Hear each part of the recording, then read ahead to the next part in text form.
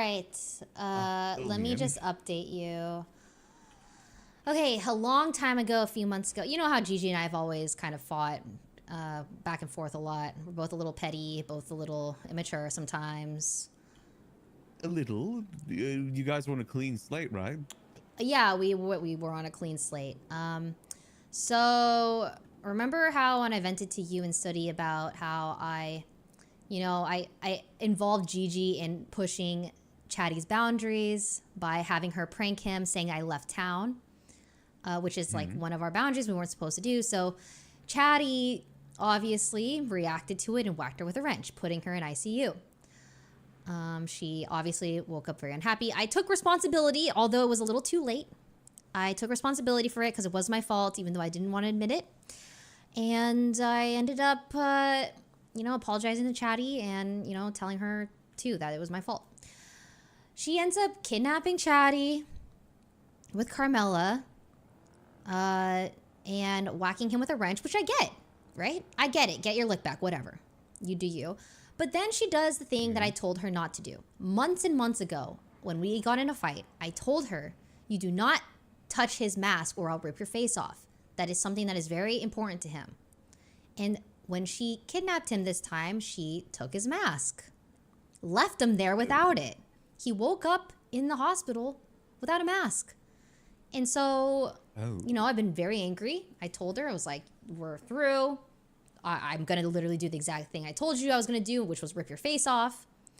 And yesterday, I was with the clowns. I was on a rooftop, and I fell off, so I couldn't really help or do anything. But pretty much Gigi pulled up with her gang, by the way, the manor, shot up the clowns, 4 clowns.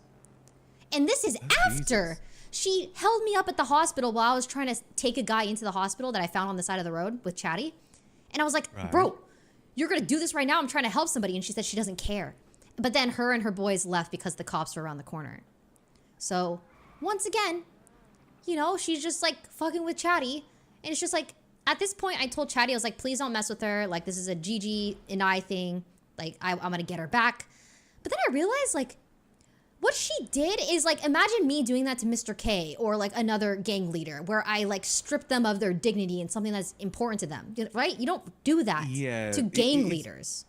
It's one thing to, whack him with a wrench back, like I said, get back. Oh, yeah, like, that makes sense, right? Like, that's crossing a line, not just for me. Like, we were supposed to be friends, right?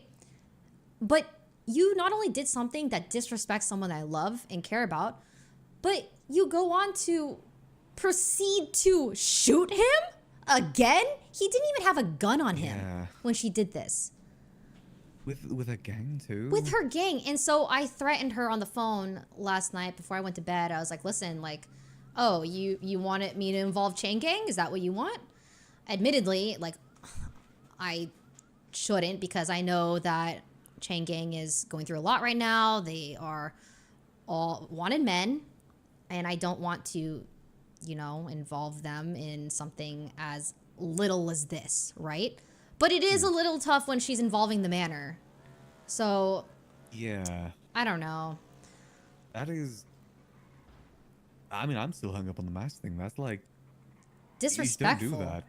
It's one thing to take it off, but then to take it as well, so he has to go to the hospital in, like one of the most public places in the city without his mask. Yeah. That's...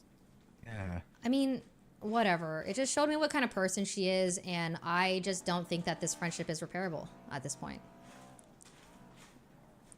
Like, sure, I'm not perfect either, but it's not like I'm violating SK or something, right? Although I did think about it, but I never did anything. I did think about it a lot. A lot. I did think about a lot of things. You mentioned it a few times. Yeah, a lot. There was a lot of things I wanted to do to him, but I didn't. Okay? And it's not like she ever said, like, oh, don't take his left shoe and me go out and take his left shoe. You know what I mean? Yeah, it's definitely worse because you specifically said not to take it. Don't touch his mask. And she did it anyways. Yeah, I had a friend back in the day that was very particular about his mask too. It's very same sort of thing. Like, if you take off his mask, you're dead, basically. You don't do that. Yeah, but that is, anyways, that's where I'm at right now. Also, another crazy thing is that she changed her hair color. Like she has a wig, so I didn't even recognize her. She had a whole wig on.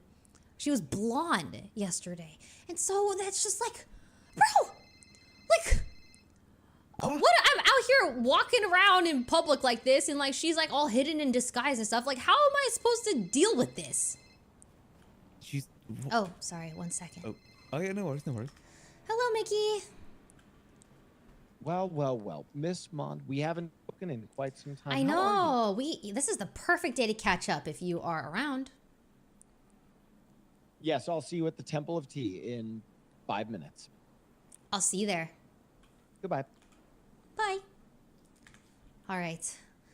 Anyways, I have to go meet Mickey in 5 minutes. Alrighty. How are you? What is new? Any? Well, you're back in town.